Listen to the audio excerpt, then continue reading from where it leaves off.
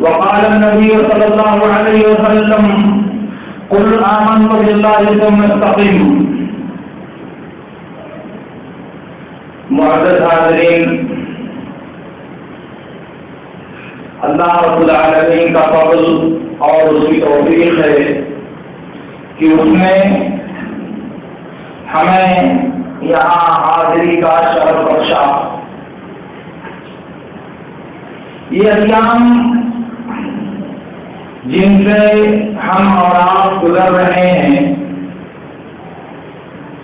چونکہ ایک ایسے ماہ اور ایسے مبارک ایام کے بعد ہیں جن میں انسان ذاتی طور پر رب کی طرف پلٹتا، رب کے احکام کی تابعداری کرتا، روزہ و نماز کے ذریعہ رب کی بندگی کر کے اس کی رضا حاصل کرنے کی کوشش کرتا ہے. عام طور سے دوسرے دنوں میں انسان کو رب کی طرف پلٹنے کی، رب سے نو لگانے کی، رب کے لیے نمازیں پڑھنے کی وہ توفیق نہیں ملتی جو اس ماہ مبارک میں ملتی ہے، جسے گزار کر ابھی ہم آپ آئے ہیں.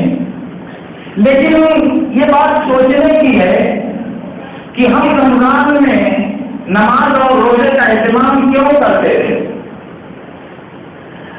اس قدر کثرت سے عبادت کرنے کا ہمارا مقصد کیا تھا؟ بھوک اور پیاس کی شدت ہم کیوں برداشت کرتے تھے پورے مہینے؟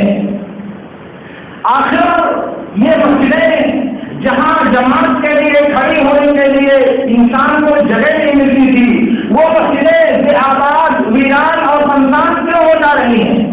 کبھی اس پہلو پر آپ کو غور کرنا چاہیے، کیونکہ جو رب رمضان کا رب ہے وہی رب شوال اور ذوالحجہ کا بھی رب ہے.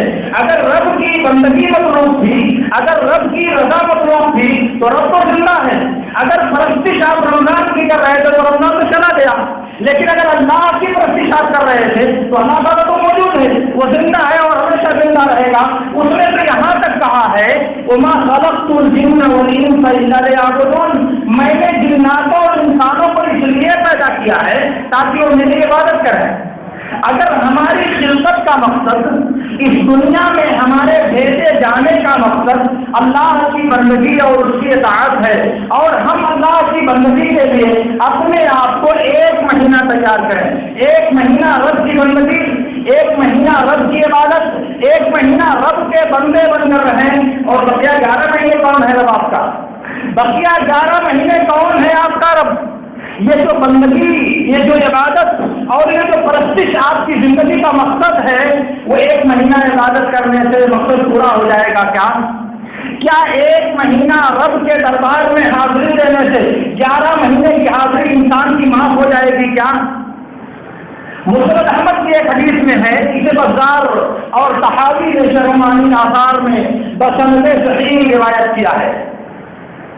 ایک آدمی نبی صلی اللہ علیہ وسلم کے پاس آیا اور کہا کہ اللہ کے رسول، فلاں آدمی رات کو نمازیں پڑھتا ہے، رات کو قیام اللیل کرتا ہے، رات کو تہجد پڑھتا ہے، لیکن جب صبح ہو جاتی ہے تو چوری کرتا ہے، جب صبح ہو جاتی ہے تو چوری کرنے کے لیے نکل جاتا ہے.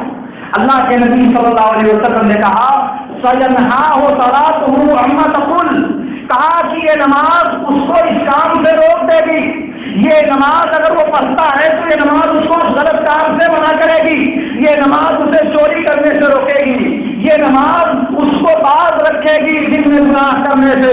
اگر رات میں وہ رب کی عبادت اور بندگی کرتا ہے تو یہ عبادت اور بندگی، یہ نماز کی ادائیگی، یہ قیام اللیل کا اہتمام، یہ تہجد اور تراویح کی پابندی اسے دن میں غلط کام کرنے سے روکے گی.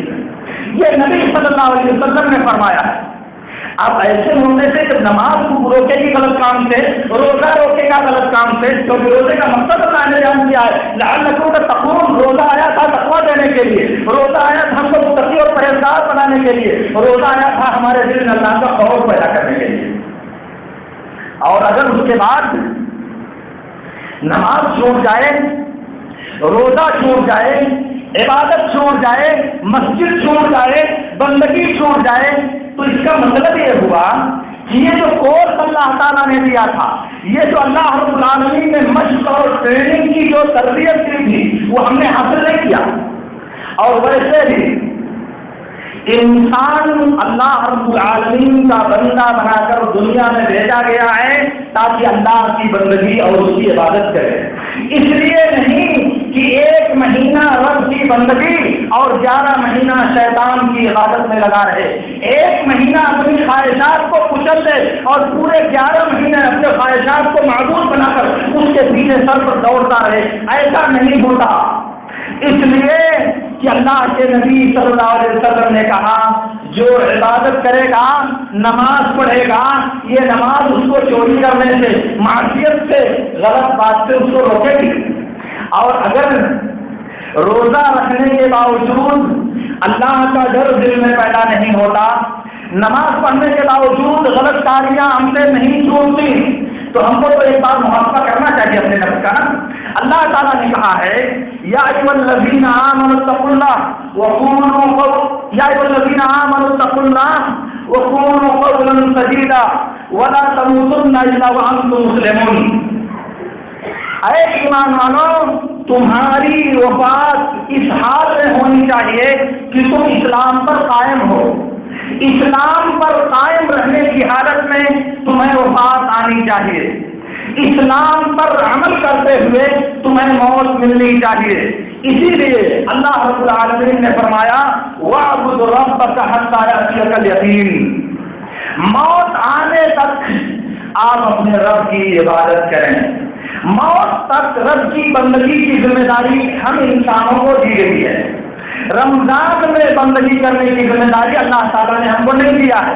اللہ تعالیٰ نے ہم کو زندگی بھر موت آنے تک اپنی عبادت کرنے کا حکم دیا ہے. وَاعْبُدْ رَبَّكَ حَتَّىٰ يَأْتِيَكَ الْيَقِينُ. اسی لیے صحیح مسلم کی روایت میں ہے سفیان بن عبداللہ بجلی رضی اللہ تعالیٰ عنہ اللہ کے رسول صلی اللہ علیہ وسلم کے پاس آئے اور کہا کہ اللہ کے رسول دین کے بارے میں ایک بات مجھے بتا دیجیے کہ پھر دوبارہ زندگی میں کسی دوسرے سے دین کے بارے میں پوچھنے کی ضرورت پیش نہ آئے. ایک بات بتا دیجیے کہ دین کے بارے میں زندگی بھر میں کسی دوسرے سے سوال نہ کرنا پڑے. ایک بات بتا دیجیے. تو آپ نے فرمایا قل آمنت باللہ ثم استقم. کہا کہ تم کہہ دو کہ میں ایمان لایا اور پھر اسی ایمان پر جم جاؤ، ثابت قدم ہو جاؤ، اسی ایمان پر قائم رہو. کب تک؟ موت آنے تک. یہ استقامت عبادت اور بندگی پر قائم رہنا یہ سانس کے باقی رہنے تک ہے. 1 مہینے کے لیے، چند دنوں کے لیے اللہ رب العالمین نے بات نہیں سکھائی ہے. اسی لیے بخاری اور مسلم کی روایت میں ہے اللہ کے رسول صلی اللہ علیہ وسلم سے پوچھا گیا ما احب العمل الی اللہ، اللہ کی نظر میں سب سے محبوب اور سب سے پسندیدہ عمل کون سا ہے؟ تو اللہ کے نبی صلی اللہ علیہ وسلم نے فرمایا احب العمل الی اللہ ما داوم علیہ صاحبہ وان قل. کہا اللہ کی نظر میں سب سے محبوب اور پسندیدہ عمل وہ ہے جس پر پابندی کی جائے، جس پر ہمیشگی برتی جائے، جسے ہمیشہ نام دیا جائے، اگرچہ کہ وہ عمل معمولی ہو، اگرچہ کہ وہ عمل تھوڑا ہو. کب؟ جب کوئی عمل اپنایا جائے تو اس عمل کو ادا کرنے کی پابندی کی جائے، ہمیشہ وہ عمل انجام دیا جائے، تھوڑا ہی صحیح، کم ہی صحیح. قرآن کی تلاوت کا معمول اگر ہے تو آپ روزانہ 1 پارہ پڑھیں، آدھا پارہ پڑھیں، اس سے کم پڑھیں، لیکن روزانہ پابندی ہونی چاہیے. رمضان میں پڑھ لیا تو کون سا تیر مار دیا. اور یہ کیا ہوتا ہوں میں آپ یاد کرتا ہوں، اصل یہ بہت بڑی غلط فہمی پروان کرتی ہے ہمارے دماغ میں. ایک غلط تصور اور ایک غلط فکر بیٹھی ہوئی ہمارے ذہن و دماغ میں. کیا کہ رمضان میں عبادت کریں گے تو اس کا ثواب بہت زیادہ ملتا ہے. 1 نماز کا ثواب 70 نمازوں کے برابر ملتا ہے، یا 1 نفلی نماز کا ثواب 70 نمازوں کے برابر، 1 نفلی عبادت کا ثواب 70 نفلی عبادتوں کے برابر انسان کو ملتا ہے، یا نفل کا ثواب فرض کے برابر ملتا ہے، اور 1 فرض کا 70 فرض کے برابر ثواب ملتا ہے. یہ ایک منکر اور غلط روایت ہے جو نبی صلی اللہ علیہ وسلم سے ثابت نہیں ہے. اسی غلط عقیدے کی بنیاد پر یہ سمجھا جاتا ہے کہ نیکی کا ثواب رمضان کے دنوں میں زیادہ ملتا ہے، اس لیے نماز میں زیادتی، تلاوت میں زیادتی اور دوسری چیزوں میں انسان زیادتی کرنے کی کوشش کرتا ہے۔ لیکن جب رمضان ختم ہو گیا تب کیا ہوتا ہے؟ تب کون سا منظر نظروں کے سامنے ہوتا ہے؟ اللہ کے رسول صلی اللہ علیہ وسلم نے فرمایا عبداللہ بن عمر رضی اللہ تعالیٰ عنہما سے، یا عبداللہ لا تکن مثل فلان کان یقوم من اللیل فترک قیام اللیل، اے عبداللہ فلاں کی طرح مت ہو جانا، وہ رات کو قیام اللیل کرتا تھا، رات کو نماز پڑھتا تھا اور بعد میں چھوڑ دیا، رمضان بھر تراویح پڑھتا تھا، رمضان بھر رات کی نماز پڑھنے کا اہتمام کرتا تھا، رمضان گیا چھوڑ دیا، رمضان گیا تراویح رخصت ہوئی تو انسان نے قیام اللیل کرنا بند کر دیا، رات کو نماز پڑھنا چھوڑ دیا۔ کب اس طرح سے مت ہو جانا، اس کا مطلب یہ ہوا کہ جس بات سے نبی صلی اللہ علیہ وسلم نے منع کیا ہے کہ فلاں کی طرح مت ہونا کہ وہ رات کو نماز پڑھتا تھا بعد میں نماز پڑھنا چھوڑ دیا، کیوں؟ اس لیے کہ اللہ کو وہ عمل پسند ہے جو ہمیشہ کیا جائے، جس کی پابندی کی جائے چاہے وہ عمل کم سے کم کیوں نہ ہو، اور رمضان بھر پورا نماز تہجد تراویح کا اہتمام کیا جائے۔ ارے اتنا جذبہ تعبد لوگوں کا بڑھ جاتا ہے رمضان میں، شوق عبادت اس قدر زیادہ ہو جاتی ہے کہ لوگ نبی کی عبادت سے آگے بڑھ جانا چاہتے ہیں، نبی کی عبادت سے بھی زیادہ عبادت کرنے کا جذبہ ان کے یہاں پروان کرنے لگتا ہے۔ نبی نے راتوں کو 11 رکعت نماز پڑھی ہے، لیکن ہمارا جذبہ تعبد اس قدر جوش مانتا ہے کہ 11 سے کیا ہوگا، رات بھر جاگنا تو نفلی نماز پڑھتے رہو، جتنا چاہو پڑھتے رہو۔ نبی کو تو کبھی یہ بات نہیں سجائی تھی، نبی نے پوری زندگی میں کبھی یہ طریقہ نہ اپنایا نہ بتایا کہ جتنی نماز چاہو رات میں پڑھتے رہو، مگر ہم کو اتنا زیادہ ذوق تعبد پروان چڑھتا ہے کہ نبی کا طریقہ ناکافی نظر آتا ہے۔ اور جب رمضان ختم ہو جاتا ہے تو کہاں گیا وہ جذبہ عبادت، کہاں گیا وہ شوق تعبد؟ ذرا ایک بار اپنے ناحے عمل کو آپ ذرا اپنے نفس کا ایک بار محاسبہ کیجئے اور سن لیجئے، رب العالمین کی عبادت اور بندگی یہ ہماری زندگی کا وظیفہ ہے، رب العالمین کی پرستش اور اس کے آگے سرنگو ہونا یہ ہماری زندگی کا عمل ہے، جو سانس ٹوٹ جانے کے بعد بند ہو سکتا ہے اس سے پہلے بند نہیں ہو سکتا۔ لیکن کب؟ جب انسان اس بندگی کو رب کی رضا کے پیش نظر اور رب کی محبت کے پیش نظر انجام دے تو دنیا کا مشکل ترین عمل، دنیا کا انتہائی تکلیف دہ کام بھی انسان کے لیے انتہائی معمولی اور انتہائی بے وزن محسوس ہوگا، نفس پر بھاری نہیں پڑے گا، شرط یہ ہے کہ دل میں اس سے لگاؤ ہو، دل میں اس سے عقیدت ہو، دل میں اس کو جگہ دینے کا جذبہ پایا جائے۔ ورنہ اگر اعضاء اور جوارح سے، ہاتھ اور پیر اور بدن کے حصے سے کوئی عبادت ادا کی جائے تو عبادت تو ادا ہوتی ہے، عبادت تو ادا ہوتی کیونکہ شروط پائے گئے، ارکان پورے ہوئے، مگر دل اگر رب کی بارگاہ میں سجدہ ریز نہیں ہوا، اگر دل نے عبادت کا اثر قبول نہیں کیا تو عبادت آپ کو کس کام کے لیے آمادہ کرے گی؟ آپ کو عبادت کیا سبق اور کیا فائدہ دے گی؟ دوستو سوچو، آپ غور کرو۔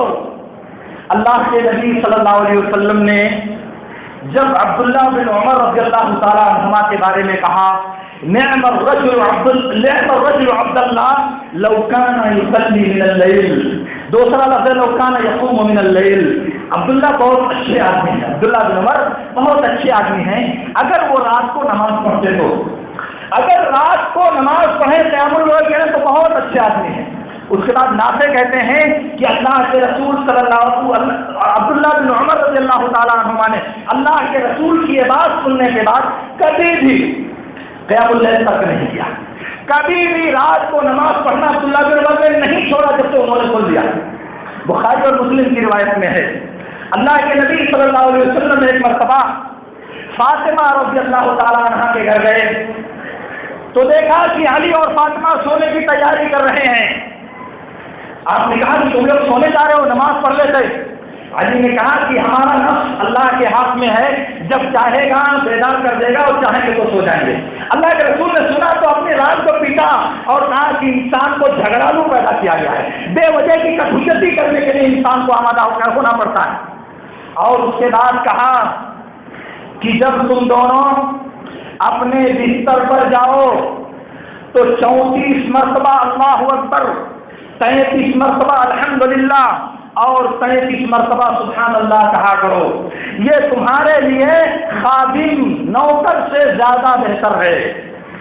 جب بستر پر جاؤ تو 34 مرتبہ اللہ اکبر کہو، 33 مرتبہ الحمدللہ اور 33 مرتبہ سبحان اللہ کہو، یہ تمہارے لیے خادم نوکر اور غلام سے زیادہ بہتر ہے۔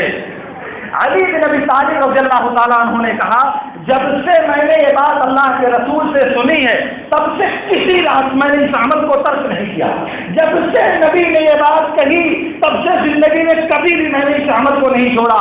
راوی نے کہا ولا لیلۃ صفین، صفین کی رات میں بھی آپ نے یہ ذکر پڑھا تھا، صفین کی رات میں بھی آپ نے یہ دعا پڑھی تھی۔ کہا ہاں ولا لیلۃ صفین، صفین کی رات بھی میں نے یہ دعا نہیں چھوڑی۔ صفین جانتے ہیں آپ کیا ہے؟ آپ کو معلوم ہے کیا ہے یہ؟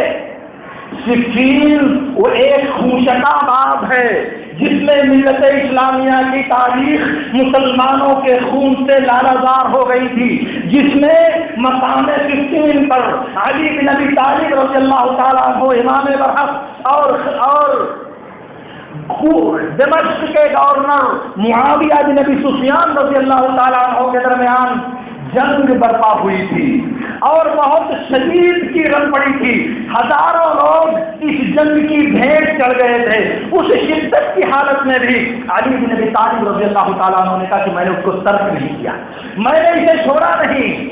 گویا کہ انسان جب کسی عمل کو از راہ محبت انجام دیتا ہے، از راہ چاہت اس عمل کو کرنا چاہتا ہے، عقیدت کے ساتھ اس عمل کو کرنا چاہتا ہے تو بہت آسان ہوتا ہے کرنا، بہت سہل ہوتا ہے انسان کے لیے۔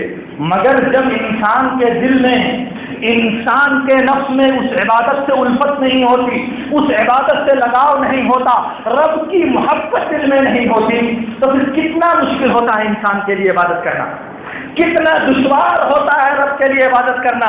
آپ خود دیکھ لو رمضان کے گزرنے کا کتنی شدت سے انتظار تھا ہم کو، کتنی تکلیف محسوس کر رہے تھے ہم کہ رمضان جلد رخصت نہیں ہو رہا ہے۔ جب رخصت ہوا تو گویا کہ ہم کو قید سے رہائی مل گئی، ہم زنجیروں سے آزاد کر دیے گئے، ایسے آزاد ہوئے کہ رب کی بندگی سے آزاد ہو گئے، نماز سے آزاد ہو گئے، روزے سے آزاد ہو گئے، تقویٰ سے آزاد ہو گئے، طہارت سے آزاد ہو گئے، سب آزادی حاصل کر لی۔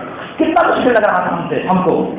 آپ اپنے نفس سے پوچھو میرے دوست، آپ اپنے ضمیر سے پوچھو، آپ اپنے دل سے سوال کرو کہ یہ جو بندگی اگر ہم کرتے ہیں کبھی، اگر ہم یہ تلاوت کرنے بیٹھتے ہیں کبھی، اگر رب کی بارگاہ میں بیٹھ کر مناجات کے لیے، فریاد کے لیے کبھی اپنے آپ کو اکیلا کرتے ہیں ہم، تو اس میں دل میں ہمارے لگن کتنی ہوتی ہے، دل میں داعیہ جذبہ کون سا ہوتا ہے؟ پوچھو اپنے نفس سے، حساب لو اپنے آپ کا، ورنہ ایسا نہ ہو کہ زندگی کی یہ دوڑ ٹوٹ جائے اور ہم آج اور کل، اب اور سب کا شکار ہو کر رہ جائیں۔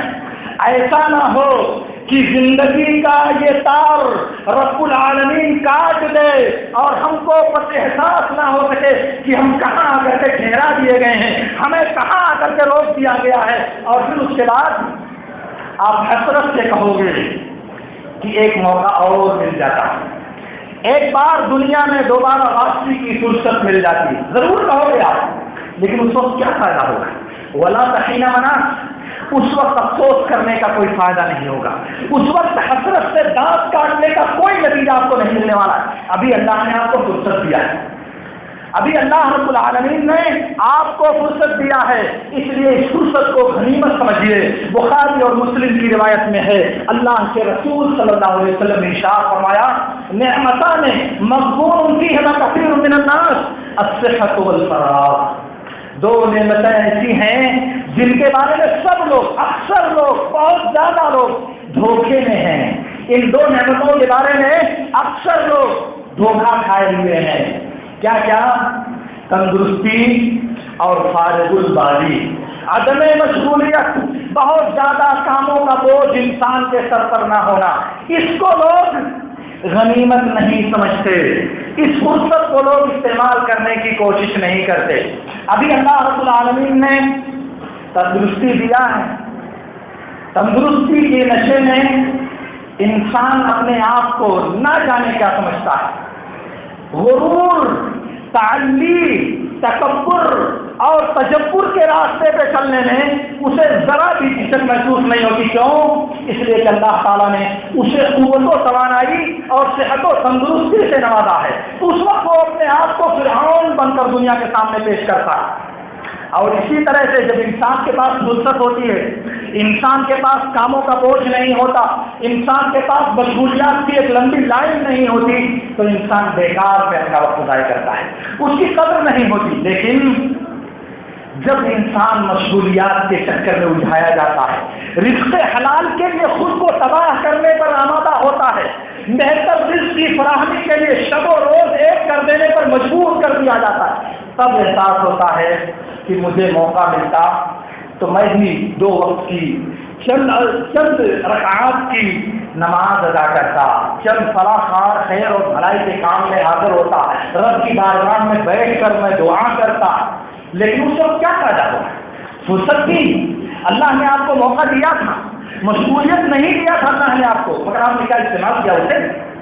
اللہ نے آپ کو تندرستی دیا تھا۔ بیمار ہونے کے بعد جب بستر مرض پر انسان کروٹیں بدلنے پر مجبور ہو جاتا ہے، مرض کی وجہ سے جب انسان بستر میں قید ہو کر رہ جاتا ہے، اس وقت حرکت کرنے کی جرأت نہیں ہوتی، پھر انسان کو احساس ہوتا یہ تو بیماری کی وجہ سے میں اٹھ نہیں سکتا، نماز نہیں پڑھ سکتا، روزے نہیں رکھ سکتا، عبادت کے دوسرے کام نہیں کر سکتا، لاچاروں اور بے بسوں کی ہمنوائی اور ان کی مساعدت نہیں کر سکتا، تب انسان کو احساس ہوتا۔ لیکن کیا فائدہ؟ اللہ کے نبی صلی اللہ علیہ وسلم نے فرمایا، بخاری اور مسلم کی روایت میں ہے، ان الرجل اذا سافر او مرض كتب ما كان يعمل صحيحا مقيما، انسان جب سفر میں نکل پڑتا ہے یا بیمار ہو جاتا ہے تو اس کو اتنا ہی ثواب لکھا جاتا ہے جتنا وہ سفر سے پہلے حالت اقامت میں اور حالت تندرستی میں جو عمل کرتا تھا، اللہ تعالیٰ اپنے فضل سے اس کو اتنا اجر دیتا ہے۔ لیکن آپ بیمار ہو گئے، تندرستی کی حالت میں آپ نے کیا کیا؟ تندرستی اور توانائی کی حالت میں آپ کتنے رب کی بندگی کی، آپ سوچئے گا میرے دوستوں۔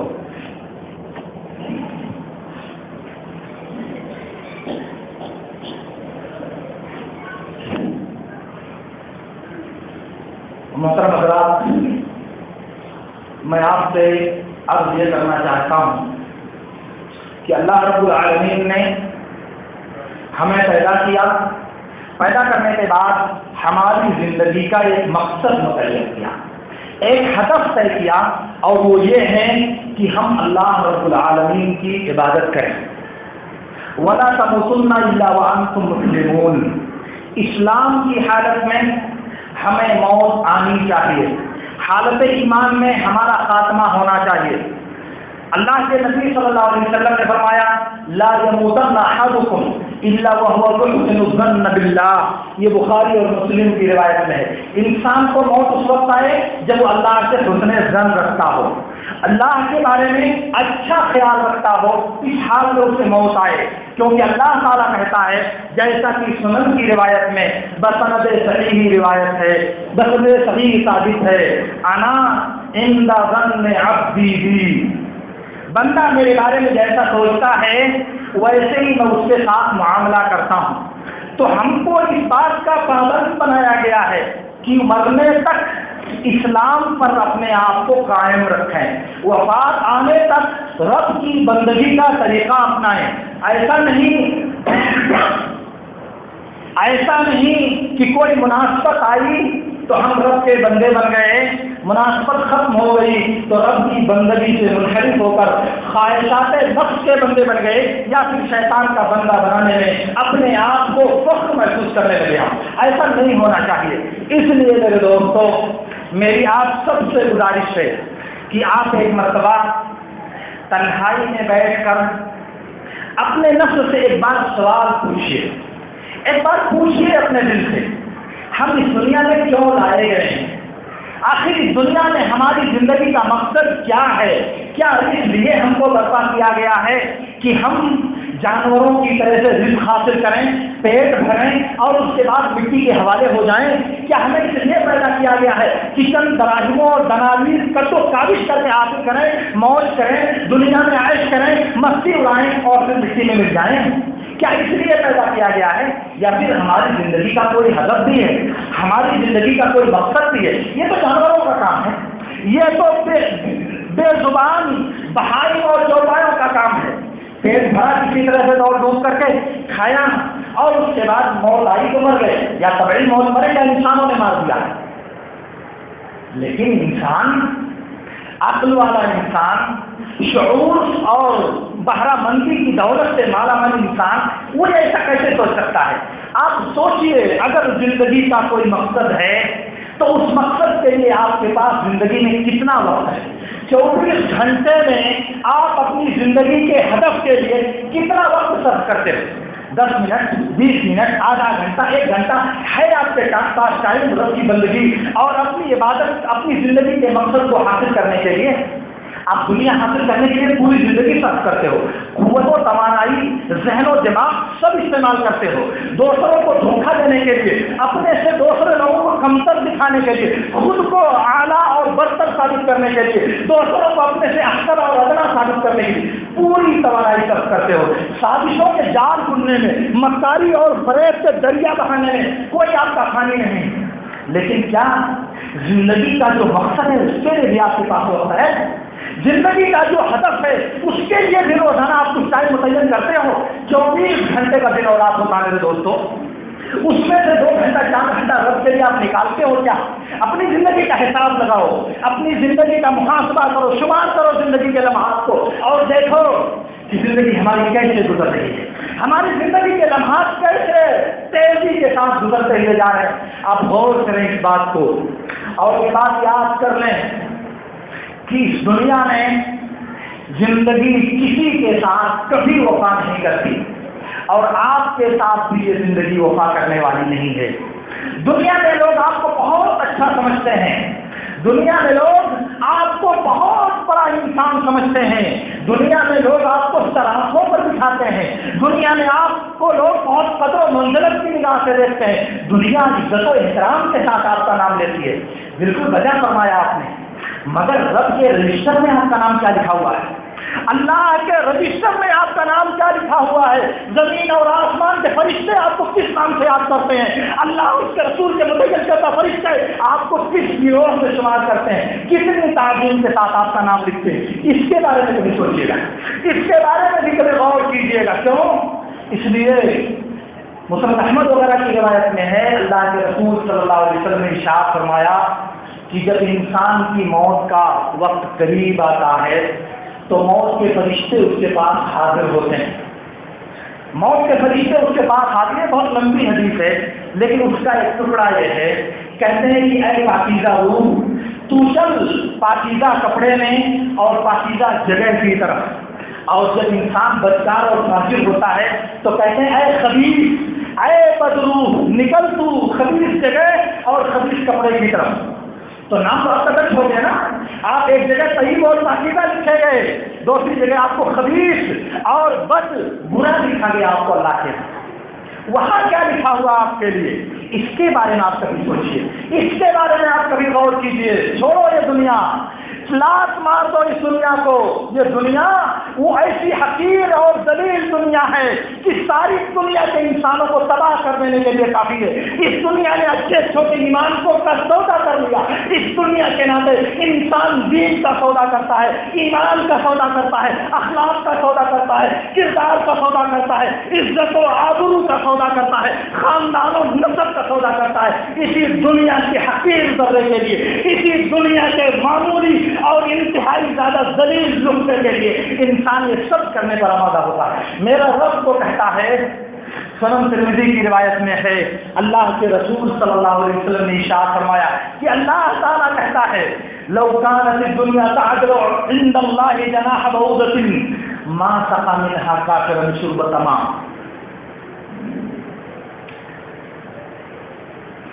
اگر اللہ کی نظر میں یہ دنیا ایک مچھر کے پر کے برابر ہوتی، یہ دنیا اگر اس اللہ کی نظر میں مچھر کے پر کے برابر یہ دنیا ہوتی تو اللہ تعالیٰ اپنے کسی دشمن کو ایک گھونٹ پانی نہیں دیتا، اللہ تعالیٰ کسی کافر کو ایک بوند پانی پینے کے لیے نصیب نہیں کرتا۔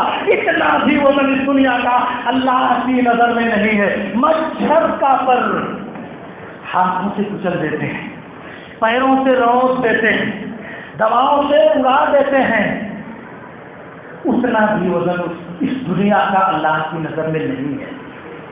کیا مطلب؟ اس دنیا کے لیے اس قدر فلاحیت، اس دنیا کے لیے اس قدر وابستگی، اس دنیا کے لیے اس قدر جھمیلا کہ اللہ کا دین پامال ہو جائے، اللہ کی شریعت پامال ہو جائے، اللہ کا دین پامال ہو جائے، ہماری غیرت نیلام ہو جائے، ہمارا جذبہ تحفظ قربان کر جائے۔ کتنی بے توفیقی اور کتنی محرومی کی بات ہے میرے دوستوں۔ آپ سوچئے گا، آپ غور کیجئے گا، آپ کو لگتا ہے کہ ابھی زندگی بہت پڑی ہوئی ہے، آپ کو لگتا ہے کہ ابھی زندگی بہت باقی ہے، بعد میں جب موت آئے گی تو توبہ کر لیں گے، اللہ سے لو لگا کر اس سے فریاد کر لیں گے، گناہوں کی معافی مانگ لیں گے۔ لیکن میرے دوستوں، آپ مجھے ایک بات بتائیں، کیا آپ کو پتا ہے کہ اللہ تعالیٰ آپ کو توبہ کی مہلت دے گا؟ کیا آپ کو معلوم ہے کہ رب العالمین جب آپ کی روح گرفت کرنے آئے گا، بھیجے گا، تو آپ کو مہلت دے گا کہ توبہ کر لو؟ آپ کو موقع ملے گا؟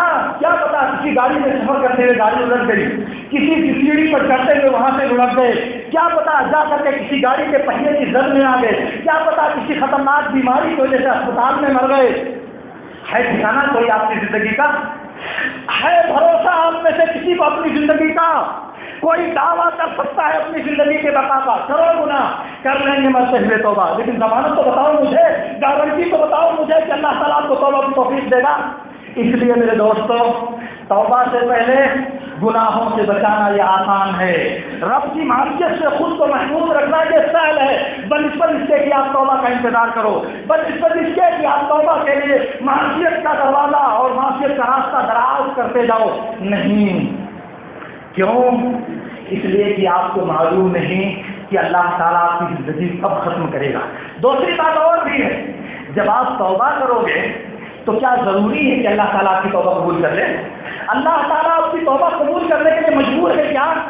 نہیں، اس کی مرضی ہوگی، اس کی رضامندی ہوگی تو قبول کرے گا، ورنہ حقارت کے ساتھ ہوا میں تحلیل کر دے گا، کوئی کچھ نہیں کر سکتا۔ لا يفعل عما يفعل وهم يفعلون، اللہ سے کوئی چو اور چرا کرنے کی ہمت نہیں رکھتا، وہ جو کرتا ہے وہ عدل کے ساتھ کرتا ہے، وہ جو چاہے کر سکتا ہے۔ بہرحال بات دوسری طرف سے نکلتی جا رہی ہے، ورنہ ایک انسان 600 سال سے زیادہ رب کی بندگی کرتا ہے، مرنے کے بعد وہ اللہ تعالیٰ جب اس سے کہتا ہے کہ تم میری رحمت سے جنت میں داخل ہو جاؤ، کہا نہیں اللہ تعالیٰ میں اپنی عبادت سے جنت میں داخل ہونا چاہتا ہوں، 600 سال میں نے عبادت کیا، تو اللہ تعالیٰ کہے گا چلو ٹھیک ہے، اور صرف آنکھ کی جو نعمت ہے وہ ایک پلڑے میں اور 600 سال کی عبادت ایک پلڑے میں رکھی جائے گی، اللہ کی نعمت کا پلڑا بھاری ہو جائے گا۔ نعمت آنکھ کی اللہ نے دیا، کان کی اللہ نے دیا، ہاتھ کی نعمت دیا، دماغ کی نعمت دیا، پیٹ کی نعمت دیا، ہوا دیا، سورج دیا، بارش دیا، سب کچھ نعمتیں کس نے دیا؟ اللہ تعالیٰ نے دیا۔ کیا ہماری بندگی ان احسانات اور ان نعمتوں کا بدل ہو سکتی ہے؟ نہیں میرے دوستوں، یہ تو اللہ تعالیٰ کا فضل ہے۔ تو میں عرض یہ کرنا چاہ رہا ہوں کہ آپ اپنی زندگی کے اعمال کا حساب لیجیے، زندگی کے لاہ عمل کو ٹٹولیے، اپنے دل کو رب سے جوڑنے کی کوشش کیجیے، اپنے دل کو رب کی بندگی کی طرف لائیے، اپنے دل کو رب کی عبادت سے لگانے کی کوشش کیجیے۔ یہ اعضاء اور جوارح تو ضروری ہے، ہاتھ اور پیر کا جھکانا تو ضروری ہے، مگر دل لائیے، دل پلٹائیے رب کی بارگاہ میں، کیونکہ میرے نبی نے کہا ہے۔ بہرحال اللہ رب العالمین سے دعا ہے کہ اللہ رب العالمین ہمیں ان باتوں کو سمجھنے اور ان میں سے بہترین باتوں پر عمل کرنے کی توفیق عطا فرمائے۔ وآخر دعوانا ان الحمد للہ رب العالمین۔ اقول لكم ما تسمعون واستغفر الله لي ولكم۔